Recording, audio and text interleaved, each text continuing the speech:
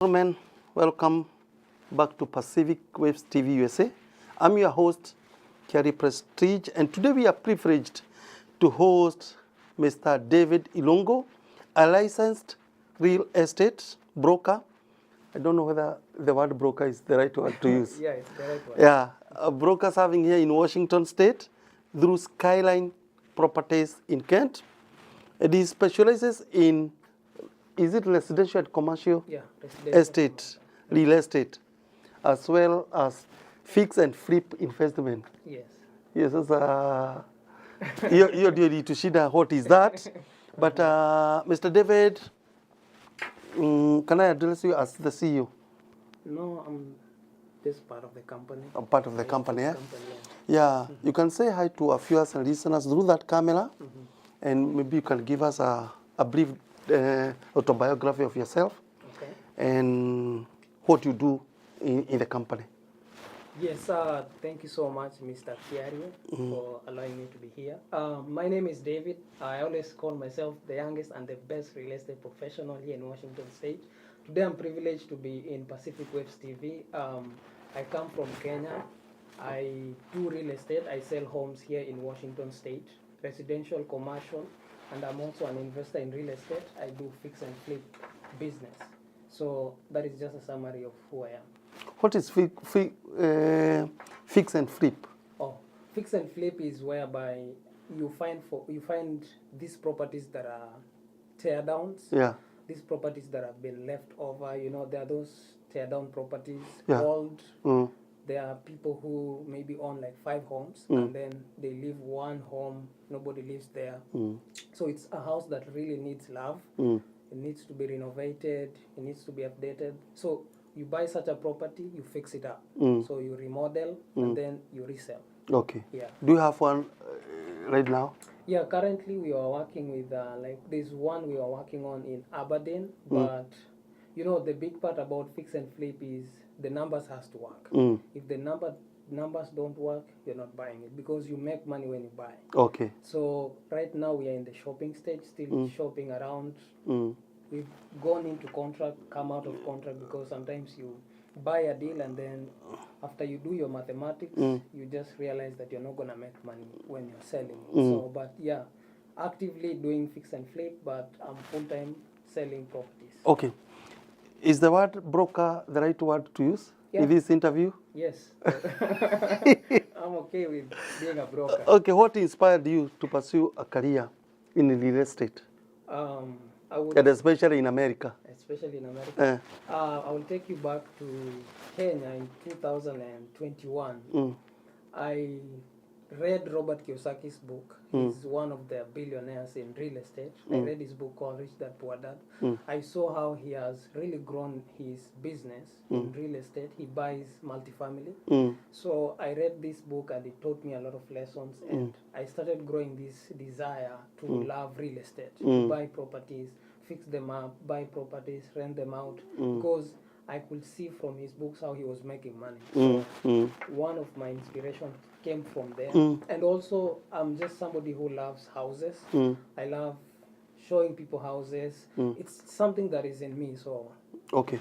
Why did you choose Skyline Properties as your brokerage? Can you tell us something about Skyline? Yeah, one thing I like about Skyline, they have a lot of support for brokers. So if you are a broker out there and you're looking for a company that will take care of you, Skyline is the best because first of all, they give you a lot of support. They have transaction managers that, transaction coordinators that manages transactions. Let's assume I have like 3 deals at a go. I have people in the back office who are helping me to communicate with the escrow. So it's easier. Number 3, they offer 100% commission. So if you sell a house, you make 20,000, you just keep 20,000. Okay. Yeah. What areas of Washington State do you serve? I sell homes all across Washington State, all corners of Washington. Okay. Yes. What makes your approach different from other real estate brokers? First of all, I would say I am young, Okay. so I have the time for my clients. If you come to work with me, I give you the attention. And I'm somebody who wants to understand what you're looking for before I even map out a strategy to help you buy a home. So the big thing is I have the time, I listen to my clients, and another thing is I love integrity. If I tell you I'm gonna make sure you get a house, I'll do my best and deliver. Okay. Yes. When is the best time for a person to buy a house? That's a very interesting question. Or can we say now? I will always say the best time was yesterday. Why yesterday? Yes, the second Why yesterday is the best time to buy a house? Because real estate is a wealth building vehicle, and you don't have the best time. The best time is now. If you didn't buy yesterday, now is the best time, because most people wait for the market to go down before they buy properties. But if you want to make money really in real estate the long term, you want to buy now, because there are those who wait for the prices to go down, or maybe they wait for the rates to go down for them to buy. I always tell people, buy a property now and wait, because even if you buy a property today, maybe the rates could be at 6.8, and you buy a property at 500 with a 6.8 or 6.77%. Over time, the interest rates will go down. When the interest rate goes down, you can refinance. So you bought a property at a lower price, a high interest rate, but you refinance, you take advantage of the lower interest. Okay. Yes. What advice would you give to first-time home buyers? Wow. So for first-time home buyers out there, opportunities are endless. Everybody can buy a house here in US. You just need to work with the right person, and I'm the right person to work with. So if you're a first-time home buyer there and you're wondering whether you can qualify or you can afford a home, I make home affordability the easiest and the best path for you. Yes. Okay. And what common mistakes do home buyers make, and they should avoid them? One is, I think most people try to work without agents. First of all, people should understand the role of an agent. The role of an agent is to represent you as the buyer. So the first mistake you make is, one, when you're buying a house, you don't have somebody who is advising you across the whole process, because inspection is a major thing. When you're buying a house, you want to make sure that the house is inspected, so that you understand the condition of the 4 major parts of a house, which includes the roof, the foundation, plumbing, and electrical. Those are the 4 main. Yeah, those are the major.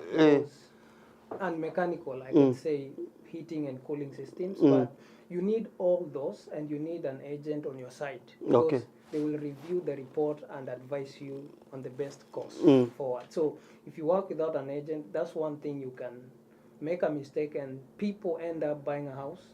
The HVAC dies maybe 2 weeks after you buy it. Some buy a house, the foundation is cracked. They didn't know. The roof is maybe has come to the end of its life. You didn't know. So those are the major things you'll avoid, because they cost a lot of money. Replacing a roof is gonna cost you a lot of money. Okay. Yes. Then how much money should someone have before starting the home buying process? Really, you don't need money to buy a house. I always tell people, you don't need money. What do you need? Money is the last thing you need. First of all, you need to have the right team on your side, and the first person would be a realtor. The second person you need is a lender, the person who is going to finance your purchase. So about money, most people think they need a lot of down payment to buy a house. You don't need that, because the US government is giving people a lot of grants, gives people a lot of first-time home buyer loan programs. So you basically just need to qualify for a loan, and then you get those down payment assistance programs. So you don't really need money to buy a house. What are the qualifications for a grant? For a loan grant? Largely, they give it to US citizens. So if you're a US citizen or a permanent resident, you qualify for this program. So you'll get 0 down payment programs. Typically, they give you around 3.5%. Some they give you 3%. So yeah. Okay. Hey. Yes. Okay, selling property. Let's come to the selling property. What should home owners do before listing their property? What do you do before now you list the property you're selling? Before you list a property, I would advise, first of all, it's always good to work with professionals. If you hire a professional. They're going to advise you on the best way to market your property. So that is one. You want to make sure that you're working with a professional. And by a professional, I just mean working with a realtor or a broker. Another thing is, once you work with a realtor, the rest is easy. Because if you are selling a house yourself as a for sale by owner, you have to do a lot of, you have to clean the house, you have to prep the house, take good photos. It's engaging. But if you leave it to a realtor, they can market the house for you and they make the process so easy. And in fact, most people who sell homes with realtors have recorded a higher net in their sales as opposed to when you list the home yourself. Yeah. Okay, how do you determine the right listing place? It still goes back to hiring a professional, because if you decide, we have the tools as agents, we have the tools, we have access to the MLS, so we can run comps and tell you this home is worth this much. But if you just go outside there blindly, maybe you just look at Zillow, you use the estimate and determine that as your value of your home, you might actually sell your house at a loss. Okay. So work with a professional. We have access to the systems to pull the data and give you the best market value for your house. Okay, what marketing strategies do you use to sell homes quickly, you yourself? For me, I would say I'm so big in social media and I do a lot of networking events. I go to places. So one is social media for me. Number two, we have our Northwest MLS system. This is a system that we upload the listing. So whatever you see on Zillow, Redfin, all these other softwares, they pull their data from our system. So we upload there and then Zillow pulls the data, so everybody is able to see that house. We also do open houses. Open houses helps a lot of people. Neighbors can come. You allow other people, family, to come see the house. So open houses is a big one as well. Okay. Yes. What factors increase a home's market value? Oh, well, factors that increase the home's market value, I would say number one is appreciation. Like Seattle has a 6 to 8% appreciation rate. So one, I would say, is just the appreciation. The market appreciates. Number two, I would say, if you put value into that home, like the fix and flip business, we are forcing equity out of a home. So we find a house, it's dilapidated, we put money into the deal. So you renovate everything, you update all systems, you update everything to a modern house, and then you put it back in the market. So all those improvements, they push the value up. Yep. How long does it typically take to sell a home in Washington? In Washington, I would say Washington is quite big, but on average, it will take about, like in the Seattle area, it will take about 10 to 30 days for you to sell a house. Yep. Okay. What types of commercial properties do you help clients buy and sell? I'm big on multifamily. Yep, I'm big on multifamily. Yes. What is multifamily? Multifamily is 5 units and above. So if you've seen properties, 5 units, 10 units, 20 units, 100 units, that is multifamily. Yes. Why should investors consider commercial real estate? I would say commercial real estate more so on the multifamily side, because commercial is so big. Yeah. On the multifamily, I would say look for investors should look for properties with a higher with a good capitalization rate, because most investors who work with multifamily, they look at the capitalization rate. They look at how much money are they making every month. If a property is cash flowing, that is something that they want to consider. And Washington, there are so many deals that people should actually buy and invest in. So it's the big part is capitalization rate, and of course cash flow. If a property cash flows every month, and by cash flow I mean you are able to pay the mortgage and you have like 1,000 or 2,000 per unit left every month. So if you can buy a property, rent it out, and you still keep money after you've paid all your expenses, that house cash flows positively. Yeah. Welcome back. We mentioned something, fix and flip investment. Yes. What is that? Fix and flip investment is whereby you buy a property that needs and work, you renovate it, and then you sell it. Yes. How do you identify profitable investment properties? How you identify profitable investment properties? One, you have to look at the... Like that house you are getting, and you what did you say? Fix it. You fix it. Maybe it was abandoned house. How sure are you how sure are you that it will give you return when you sell? Yeah, there's something called the after repair value. Yeah. We use a system, we use our own system to run comps and to identify or determine the after repair value. The after repair value is just the value of that home as of the time you're selling it, after you've renovated it. So we have our own system that we use to determine that price. Okay. Yes. What are the biggest risks in flip and fix projects? Wow, the biggest Are there risks? There's a lot of risks. One is buying a property without determining the accurate ARV.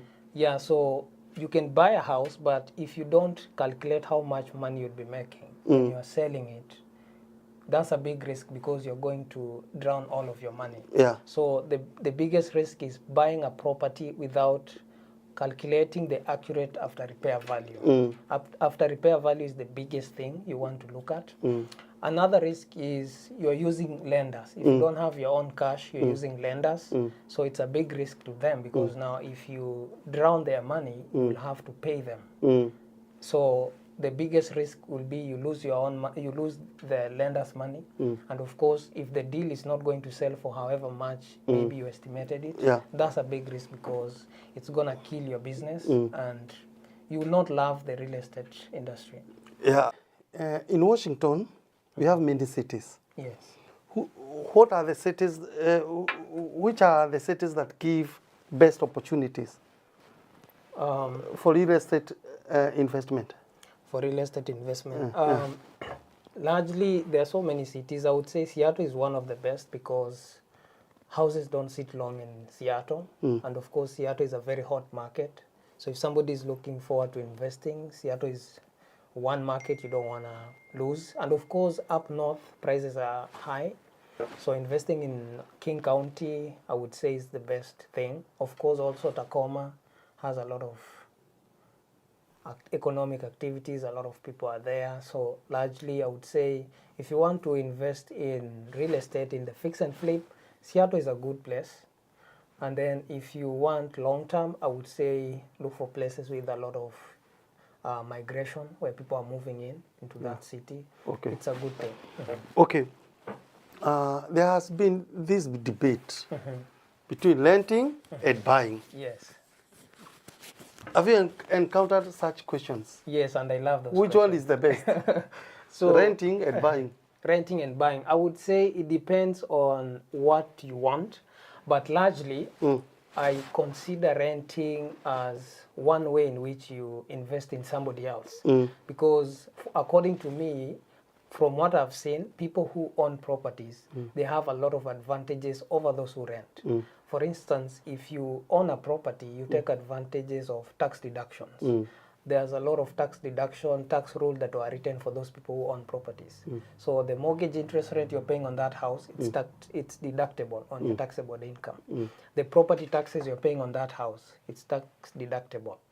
Another thing is if you do any improvements in your house, more so if it's a rental property, any improvements you do on that house, it's tax deductible. So that is one. Number two, the other advantage of owning is appreciation. Like I told you earlier, Seattle has an appreciation rate of about 6 to 8%. That means on average, if you bought a $1 million house, in 1 year, your house will appreciate with about 60,000 to 80,000. Yeah. So owning is a good thing. Another thing is when you own a house, you can use it as a hedge against inflation, because you understand when inflation goes up, prices of goods goes up, houses becomes expensive. And when houses becomes expensive, guess who is enjoying? The homeowner, because they take advantage of the increased value. So owning a house is like wealth wealth building Oh, yeah. to families. Yes, it's one way in which you build generational wealth. Yes. Let's come to your personal success Yes. as a broker. What has been your most memorable real estate success story? I would say, Do you have one? yeah. I mean, I have a lot of them that, you know, one of the greatest one, it's not even about like how much houses I sell. My biggest success story is when I see people who never thought they could own a home. They end up buying a house and they love the house. Their whole family rejoices. That is one of the biggest success according to me, because for Success me, story. yes, Yeah. for me it's all about making the things that are difficult easy to homeowners. Yes, for me, every single time I give somebody keys, that is success to me, because I'm actually participating in, you know, making the dream come true. What challenges have shaped your career? Oof, a lot of challenges. One of them, I would say, failing. Failing has really helped me a big way, because you always have to learn. You can never know everything. So failure has been one of the greatest way in which, I mean, failing is one of the ways in which I have been able to overcome a lot.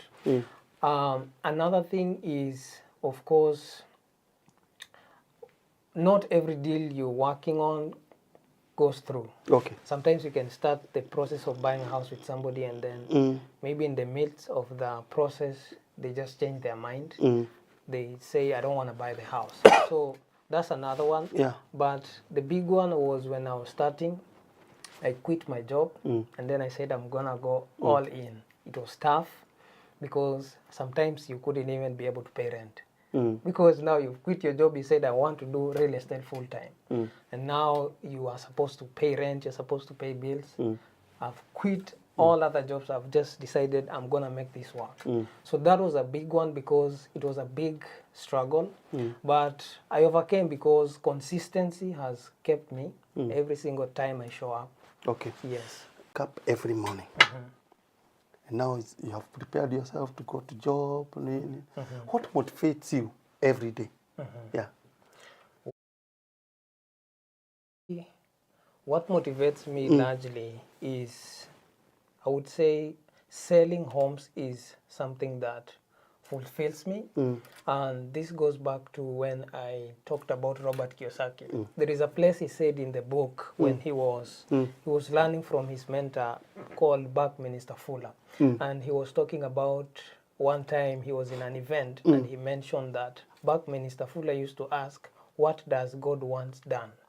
So for me, I consider real estate as fulfilling God's purpose, because even the Bible says in Psalms 24 verse 1 that the earth is the Lord's and everything that is in the earth, even us, the world and everything in it belongs to God. So for me, when I wake up every single day, my goal is to make sure that I am working hard to make sure somebody who never thought of owning a home, they will buy a house. Somebody who never had any hopes, they never believed that they can own a property here in America. That is my purpose. Every single time I wake up, I want to make sure somebody is smiling. Somebody, they believe that they can own a property, and not only that, but they can also use it as an investment, create wealth. Hey. Yes. What values guides your work? Okay. For me, do you have some values? Yes. That guide you? Yeah. While dealing with your clients? Yes. Yeah. One, I would say integrity, being able to fulfill whatever you tell a client you're going to fulfill. Another one I would say is just discipline, because you have to be disciplined. Otherwise, there's no success without discipline.